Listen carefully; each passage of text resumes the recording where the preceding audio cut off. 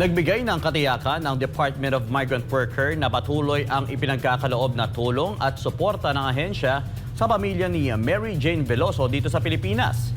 Samantala na ibaba na raw sa life sentence mula sa parusang kamatayan ang sentensya ni Veloso. Si Creselyn Catarong magbabalita.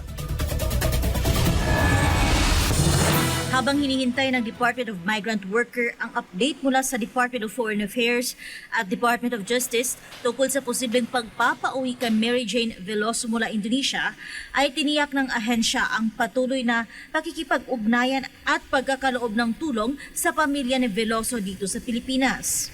Sinabi ni DMW Secretary Hans Leo Kakdak na anumang logistical o transport assistance na kailangan ng pamilya, financial at livelihood assistance, lahat ng ito ay pwede pang ibigay ng ahensya bukod sa mga naunang tulong.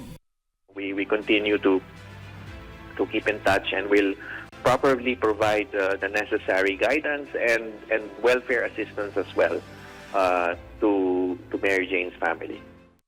Kaugnay naman ang mga susunod na hakbang kapag nakauwi na nga ng Pilipinas si Mary Jane, sinabi ni Kakdak na ayaw niyang pangunahan ang usaping ito bagkus sila'y magdedepende sa abiso ng DFA at DOJ. I will not try to preempt or say anything in advance ng panunumbalik ni Mary Jane. I know may konteksto yung pinag-uusapan na panunumbalik ni Mary Jane in the context of the existing case in Indonesia. I won't venture into the details.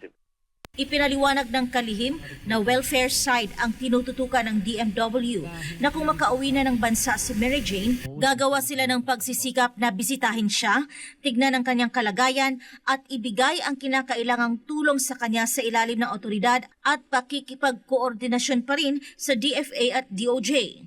At kung kailangan anya nitong tulungan ang pamilya ni Mary Jane na makita at bisitahin siya, ay tutulong ang DMW sa bagay na ito. Samantala, iniulat ng Pangulo na nakumbinsi ng pamahalaan ng Pilipinas ang Indonesia na maibaba ang sentensya ni Veloso sa life sentence o panghabang buhay na pagkabilanggo mula sa parusang kamatayan. Sa panahon pa niya ni dating Indonesian President Joko Widodo na ibaba ang sentensya ni Mary Jane. Binigyan naman ng pagkilala ng Pangulo ang mga pagsisikap na ginawa ng mga nagdaang administrasyon upang mailigtas sa death penalty si Veloso. Hindi naman masasagot pa ng punong ehekutibo kung bibigyan nito ng clemency si Veloso pagbalik sa bansa bunsod ng ilang kadahilanan. Sa inilabas naman na joint statement ng DFA at DOJ, nakasaad dito na sa paglipat ni Mary Jane Veloso mula sa Indonesian government tungo sa gobyerno ng Pilipinas, ay tiniyak nitong igagalang ang mga ilalatag na kondisyon para rito. Partikular na ang pagsisilbi ng sentensya ni Mary Jane sa Pilipinas, maliban sa parusang kamatayan na ipinagbabawal sa ilalim ng ating batas. Ang mga kondisyon para sa paglipat ni Veloso ay pinag-uusapan pa kasama ang Indonesia. Para sa Diyos at sa Pilipinas kong mahal, Creselyn Catarong, SMNI News.